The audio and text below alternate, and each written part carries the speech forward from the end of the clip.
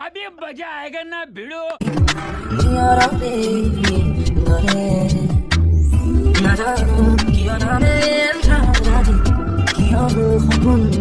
অসমীয়া কেলা ছোৱালী আৰু মহিলাৰ বাবে মেইন সাজযোৰ হৈছে চাদৰ মেখেলা बात तो सही है